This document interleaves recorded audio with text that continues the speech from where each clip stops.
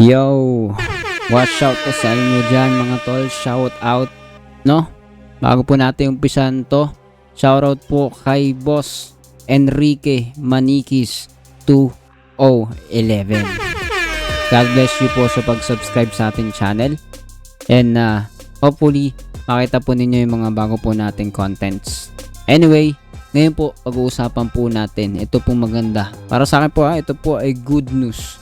Sapagkat isa pong banyaga na bumastos, lumapastangan po sa ating mga kababayan dito po sa loob po ng ating bansa. Ang sabi po dito ay hindi ide-deport, no? So banyaga, hindi lang siya basta paaalisin, di ba? Kasi anong malay natin, pinapaalis tapos mamaya nandiyan pala ulit, no? Eto sinusure, mukhang gustong isure ngayon, no, especially dito, no, ito pong sa pagkakaroon po ng balita patungkol po dito. Sabi po mananagot siya dito sa Pilipinas. Sabi ni Remulla says arrested vlogger won't be deported. So yan po yung pag-uusapan natin ngayon. Pero kung di ka pa nakasubscribe, bago natin umpisan ng lahat, please do not forget to hit the subscribe button and notification bell para updated ka palagi sa mga videos natin parating. Tara, umpisa na natin to.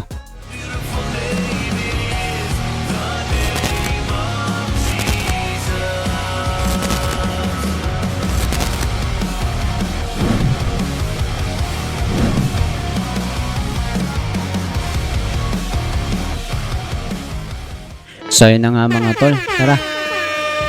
Panoorin po natin tong ilang bahagi po dito, no? Hindi natin tatapusin talaga. Ito totoo talaga kasi 29 minutes to eh.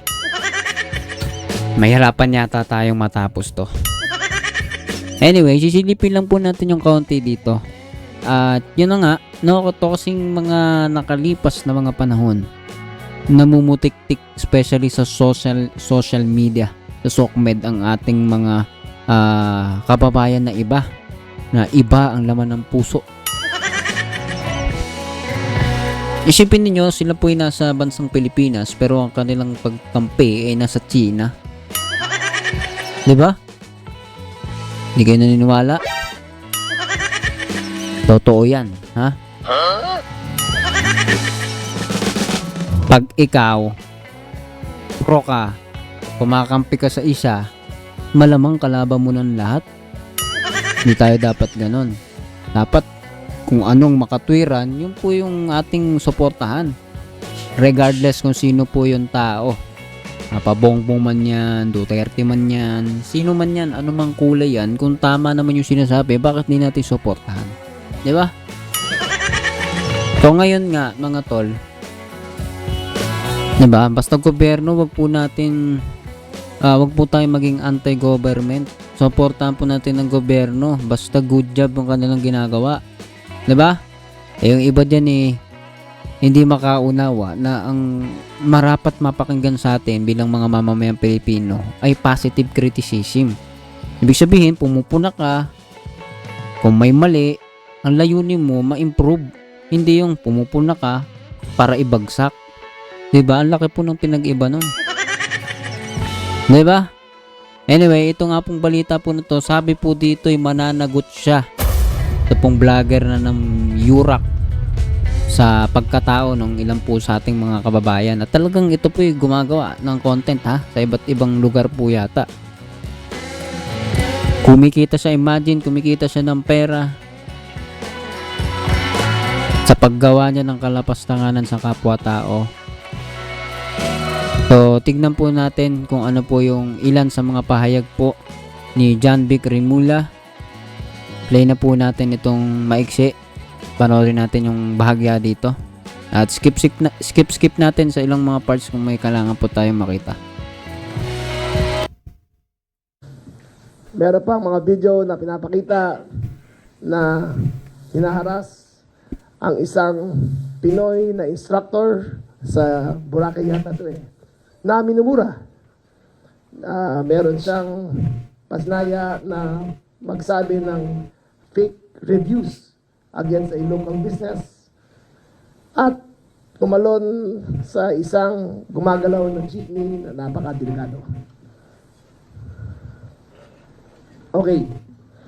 Ito po ay importante sa amin dahil ang Pilipino po pag nabiyahe at napunta sa ibang bansa ay ginagalang ang kanilang batas. Ang Pilipino po bilang OFW ang most desired sa buong mundo. First one to be hired, last one to be fired.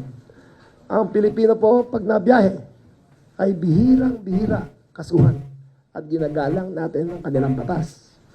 Ngayon po may dumating dito na isang Ruso na Amerikano na hinahamak ang ating pagkatao bilang Pilipino.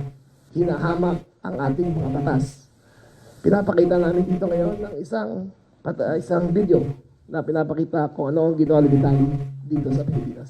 Bago tayo magpatuloy, isasad ko rin na yung 5 acts na chinarge siya ay Guys, dito sa parang conference na ito, parang nag-ano pa siya dito, trippings pa siya. Kumbaga wala siyang remorse, wala siyang pagsisisi sa kanyang mga ginawa. Parang proud pa siya at tila nagpapatawa pa dito, tatawa-tawa pa yata, no? Tignan po ninyo yung ibang mga balita, mas na-highlight po siguro doon yon. Pero dito, I don't know kung makikita natin lahat yan.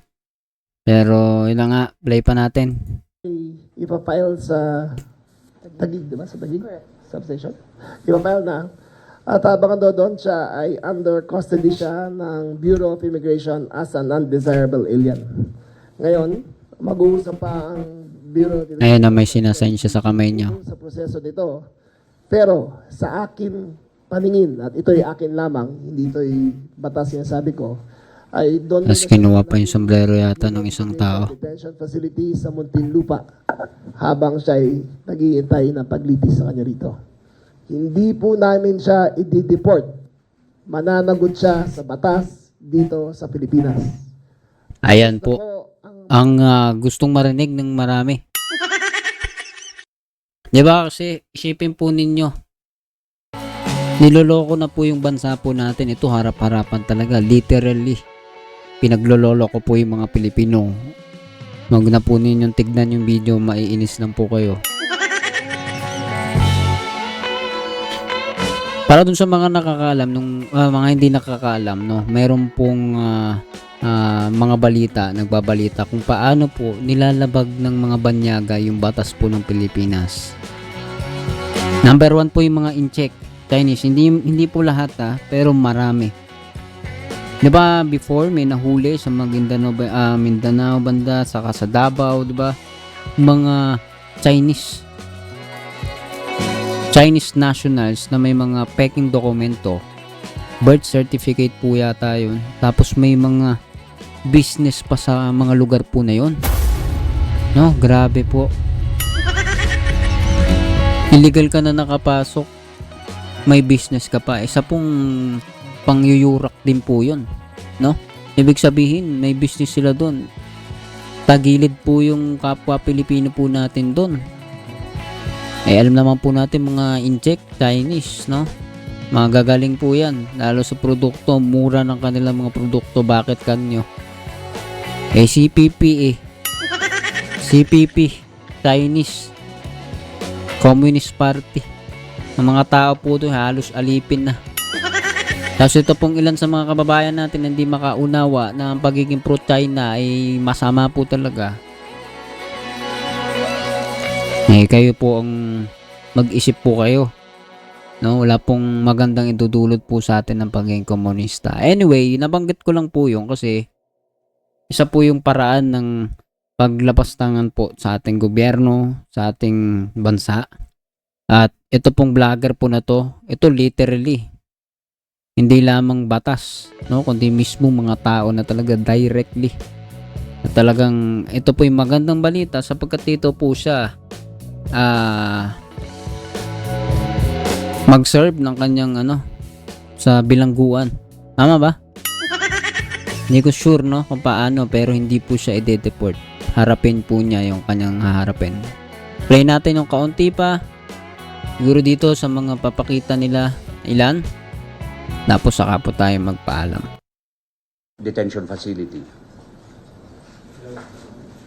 Yung administrative case po naman nila ay atin pong napasa na sa regional headquarters. Tingnan niyo yung ginagawa, oh.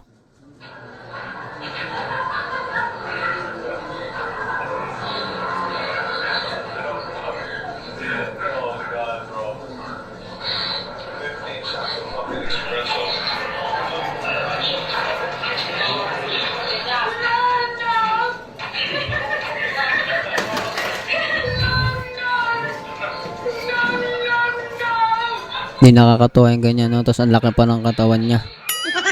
Pinagagawa niya para sa galing mental. At ang alam ko po, inahanap rin po yata yung nagvi-video sa kanya. Hindi niyo. Pati gwardiya, itinakbo yung sombrero.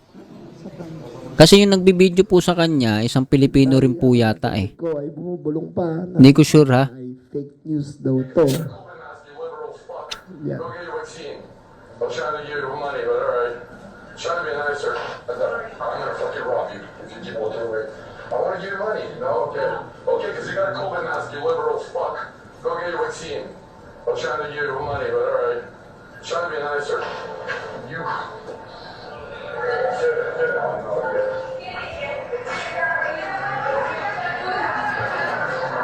May papakita pa silang video. Ayan.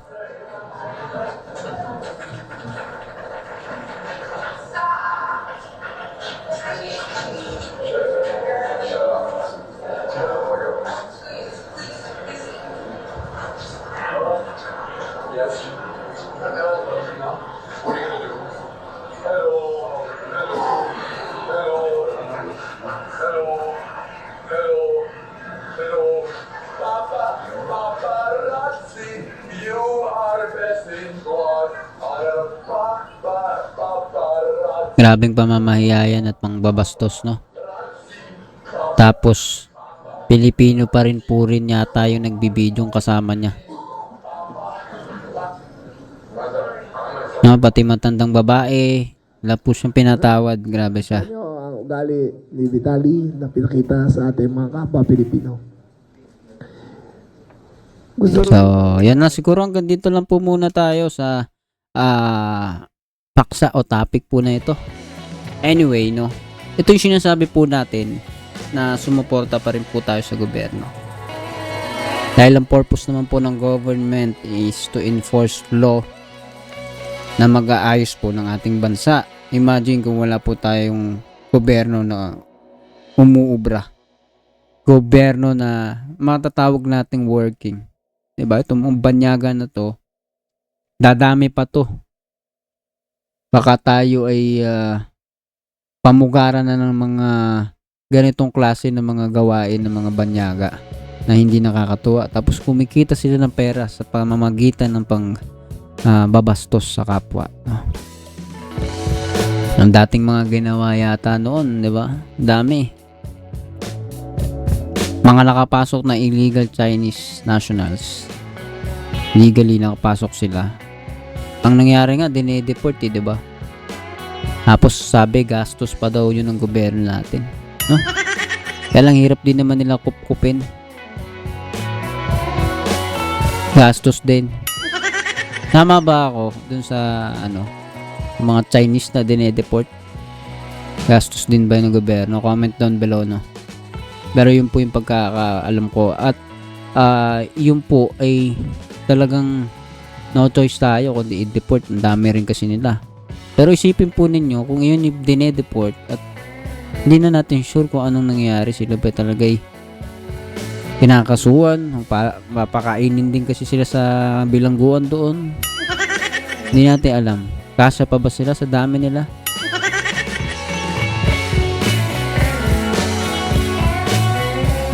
And anyway, dito, tamang-tama. At siguro matututo po ito ng leksyon sa kanyang mga pinaggagawa. At siya po, ang alam ko ay nakakagamit ng mga substance na hindi nararapat. Correct me if I'm wrong, pero yun po yung pagkakalam ko. Dun sa mga nakalipas po na kaso rin po yata niya sa ibang bansa, ganun yung pagkakakilala sa kanya. Kaya makita mo yung trippings niya, iba rin no? Tapos kikita pa sa YouTube. Dapat iba ng YouTube to no? Kung nasa YouTube siya. Huwag na natin alamin. Anyway, magpapaalam na po tayo. Kung di ka pa nakasubscribe, please hit the subscribe button and notification bell para updated ka palagi sa mga videos natin parating. At dito po sa video na to, comment down below kung ano masasabi mo. Kita ulit sa susunod na video.